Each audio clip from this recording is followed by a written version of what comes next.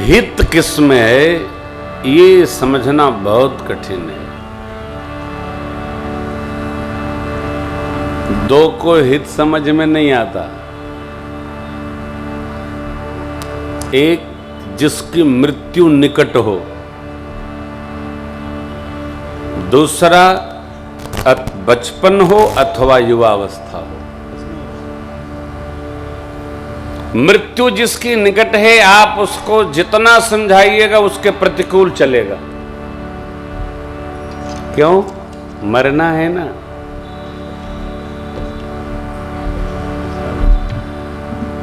बच्चा और युवावस्था, बच्चे तो खेलकूद कोई बात नहीं, चल गया, चलो बच्चे खेल रहे हैं। युवानी में हमारे कल्याण का कोई उपदेश करे तो समझ में नहीं आता है। युवावस्था क्या विचार करती है?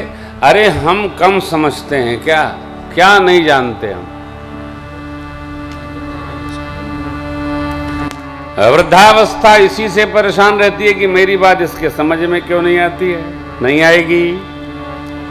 तो अवस्था का दोष है। अवस्था अपना चिंतन अपने आप कर लेती है, वो बहुत देर बाद समझ में आती है। इसलिए घर परिवार में ये सिद्धांत बनाइए, हम हमारे श्रेष्ठ के वचन का पालन करें तो हमारे वचन का पालन करेंगे।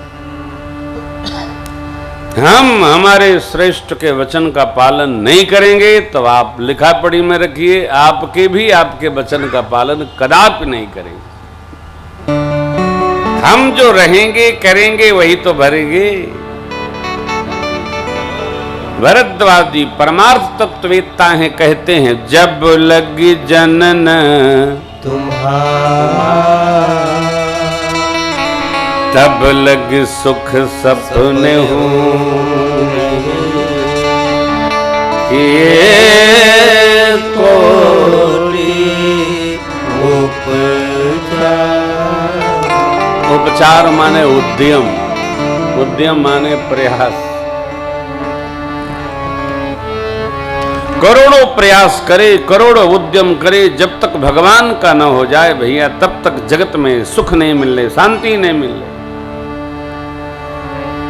संसार का होकर तो बहुत देखा, अब भगवान का होकर भी देखो। संसार के जीव कितनी अपेक्षाएं हैं, इच्छाएं हैं, भावनाएं हैं, भाव है, कर्तव्य है, व्यवहार है, चाहत है। आप किसी की इच्छा पूरी कर ही नहीं सकते।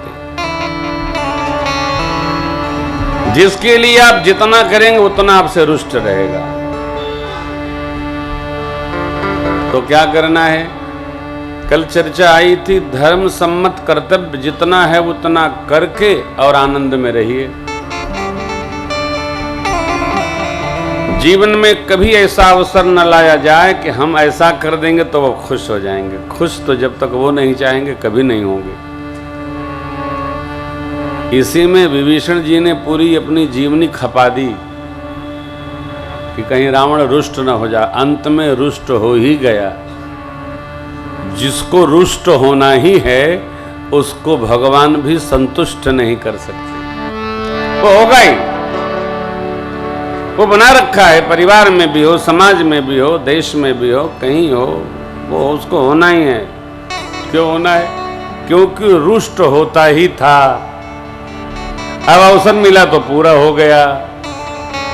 ये सिद्धांत जीवन में आ जाए, किसी को संतुष्ट न करें, धर्म को संतुष्ट करें। हम जो कर रहे हैं कर्तव्य पूर्वक वो संतुष्ट हम हैं क्या? अंदर के परमात्मा संतुष्ट हैं तो आप संतुष्ट रहिए, नहीं तो देखते जाइए, सुनते जाइए, करते जाइए, समझते जाइए। चक्रवर्ती जी महाराज सदैव इसी बात का स्मरण करते थे, ख्याल करते थे कि सब भले नाराज हों, मझली रानी राजरानी कैकेयी जी नाराज न हो। और ऐसा नाराज भई अस्थाई नाराज हो गई। अरे नाराज हो गई, प्राण ले ली। जिसको संतुष्ट होना है हो, न होना है श्री राधे गोविंद। कर्तव्य में कोई समझौता नहीं, धर्म तत्व के पालन में कोई समझौता नहीं। वो वैसे होंगे, वो वैसे होंगे, जिसको जैसा होना है होने दो। मस्त राम मस्ती में, चाहे आग लग जाए बस्ती में। धर्म के साथ दुर्गुणता तो नहीं हो रही है, हम कर्तव्य से तो नहीं चूक रहे हैं, हमसे कोई भूल तो नहीं हो रही है, जिसलिए आए वो करना करके हम कुछ और तो नहीं कर रहे हैं। चिंता इस बात की होनी चाहिए, क्यों? धर्म अक्षुण सत्ता है, यही सदैव उपस्थित रहेगा और कुछ नहीं उपस्थित रहेगा। संतुष्ट तो आप किसी को नहीं कर सकते। मेरे राम जी पूरे अयोध्या वासियों को प्रसन्न रखते हैं। कैसे? जेहि विधि सुखी होहि पुर लोगा, करहि कृपा निधि सोई संजो।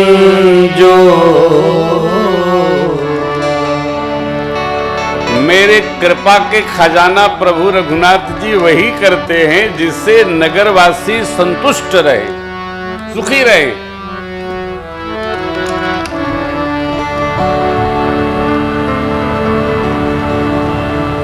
सामाजिक जीवन में यदि चिंतन करें तो जब सब प्रकार से संतुष्ट रखते थे राम जी, तो अयोध्या से वन भेजने का क्या काम था? लौटकर आए मां को लेकर, तो फिर टिक्का टिप्पणी की क्या आवश्यकता थी? आप ठीक से चिंतन करेंगे, सोचेंगे। कभी लोगों ने सोचना बंद कर दिया है। लोग सोचते नहीं हैं, देखते हैं। 75% लोग प्रेजेंट बॉडी एब्सेंट माइंड रहते हैं।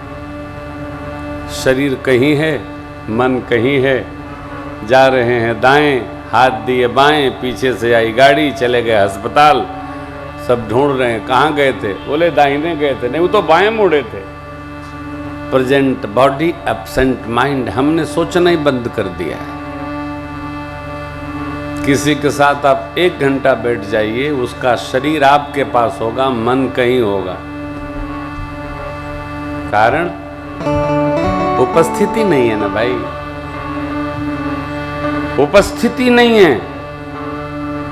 अपने बारे में सोचने का समय ही नहीं है। जब हम हमारे लिए ही समय नहीं दे पा रहे हैं, तो ये कथा, सत्संग, भजन, भगवान, लोक, परलोक, मन, बुद्धि, चित्त, अहंकार, इसके कोकट में कौन पड़ेगा? है?